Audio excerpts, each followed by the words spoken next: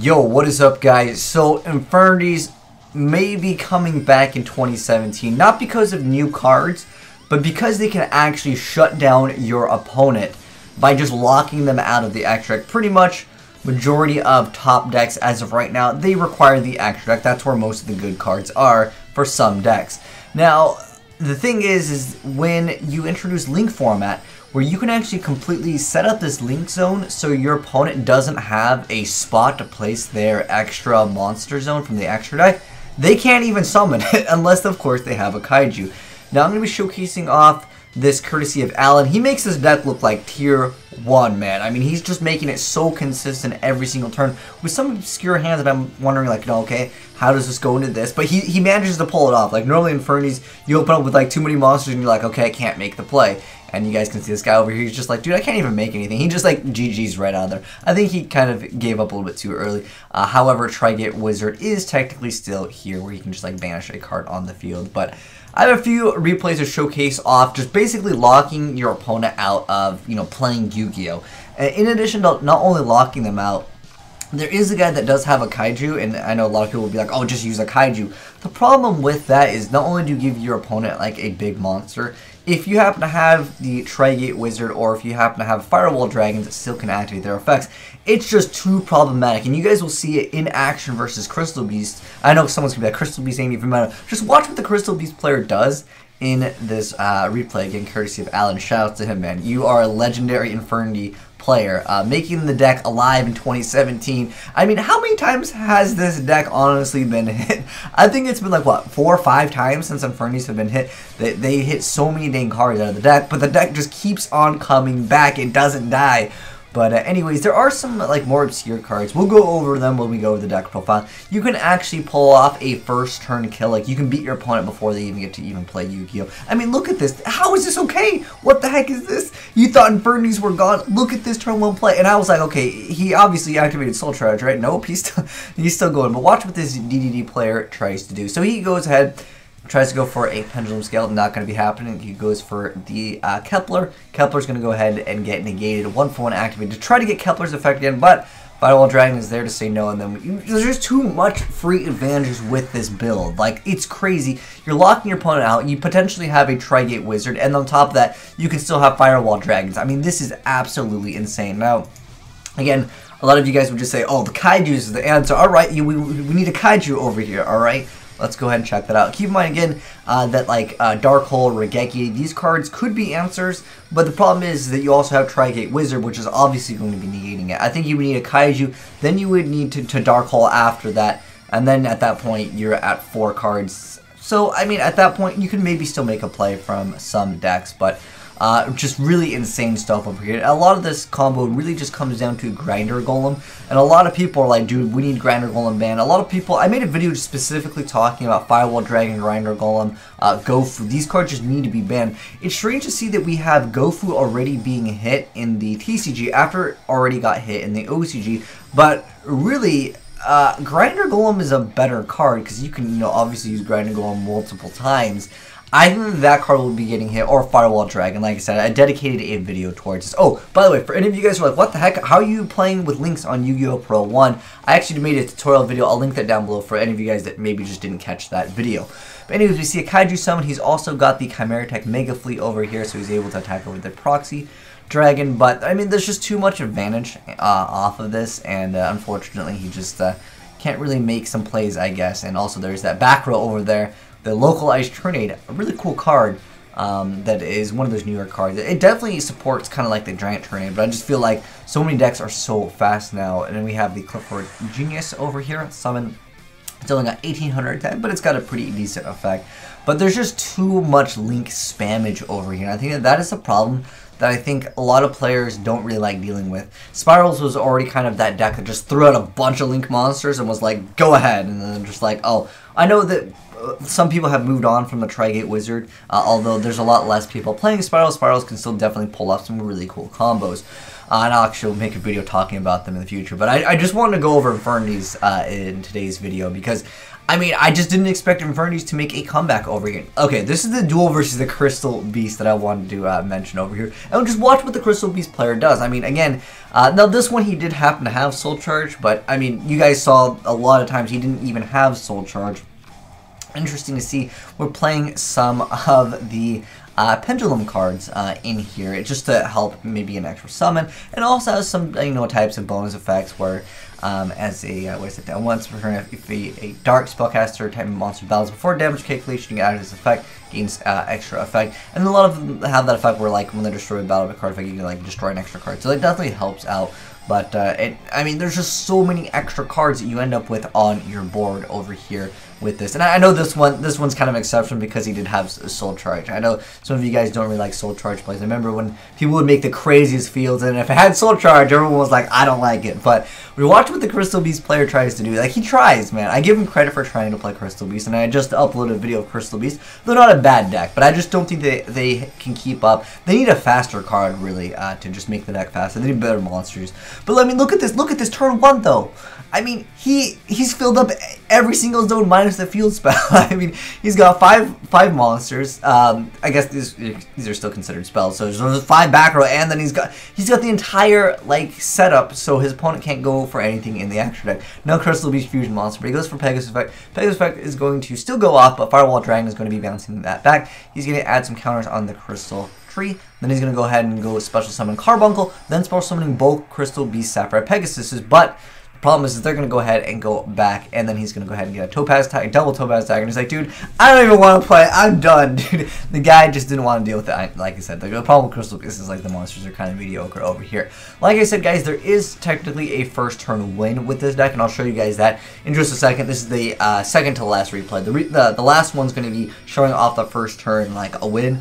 However, I feel like that build's a little bit cheesy. You can kind of tech it in to this if you want to, maybe just as like a, I'm going to beat them first turn and then go ahead side deck and do like a more normal build. But like, why did they put Max C, man? Max C was supposed to prevent these kind of things from happening, and then they're just like, let's hit Max C, man.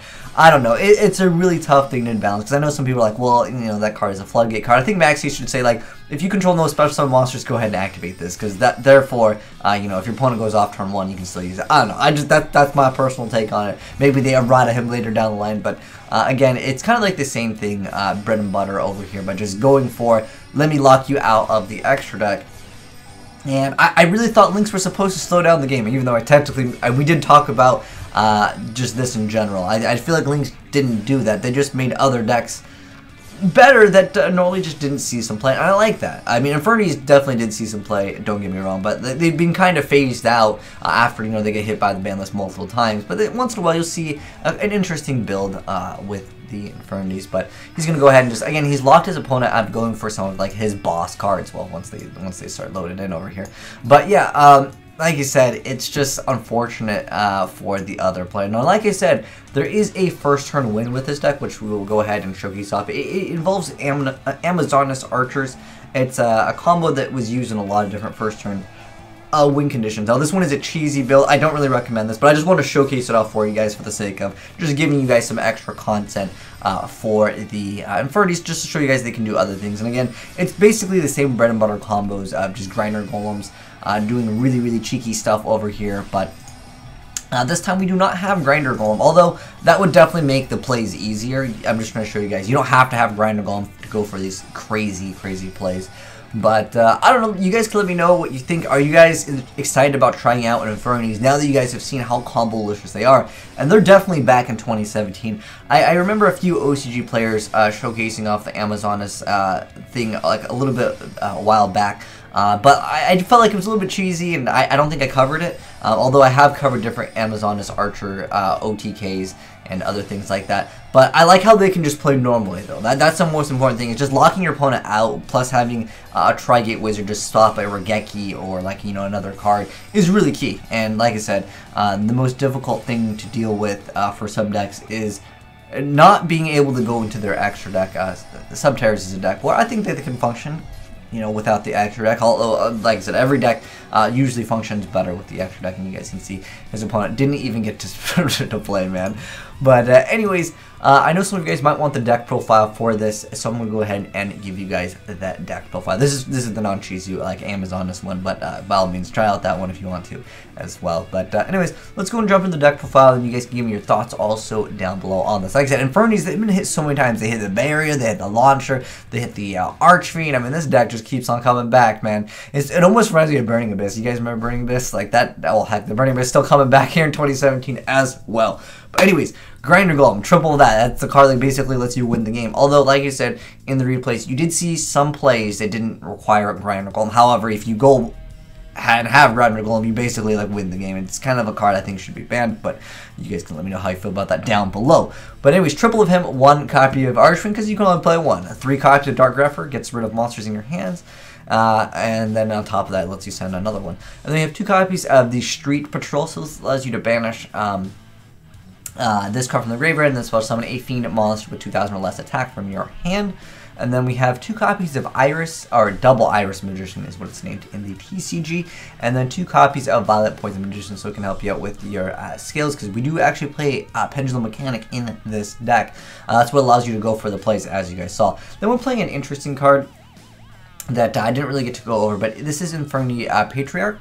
So if this card is the only card in your hand, you can special summon it from your hand. You can only special summon Infernity Patriarch once per turn this way. While you have no card in your hand, and an Infernity monster you control will be destroyed by battle by card effect, you can banish the card from your graveyard instead. So it has that other utility, but pretty much it's just used for like an extra just monster that you can have, plus it's an Infernity, plus it's dark, so it works as like a good alert target also. Next up, we have 2 copies of Tin Goldfish. I guess technically you can run Goblinberg if you would like to.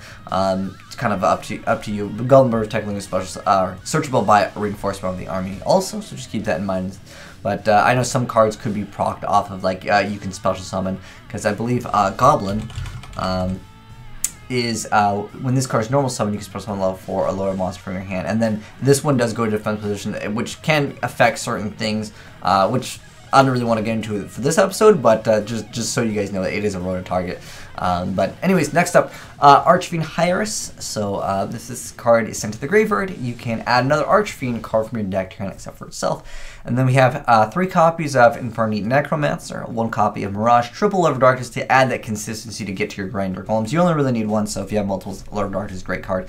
Next up, we have 1 Raigeki, 1 Reinforced by the Army, 2 copies of Pendulum Call, 1 Soul Charge to automatically basically win the game. Then we got the Localized Tornade, we got Upstart Goblin, 1 Foolish Burial, 2 copies of Into the Void. This is, I want to say, in one sense, it's a cheesy deck, but it just adds consistency to the deck. I mean, Infernities, especially with this build, it's kind of like an all-in deck. I mean, obviously, you still have plays around maybe your opponent's stuff, because you do have cards like Raigeki and cards like a Localized Tornade when your opponent goes first to try to break those boards, and you're going to have 3 of these for draw power. You got the Upstart over here, you got the Into the Void. So the deck is kind of like an all-in deck. It's kind of get rich or die trying kind of a deck, and some people like those decks. I know those decks tend to do it very well for players that like that kind of playstyle of going fast or go home.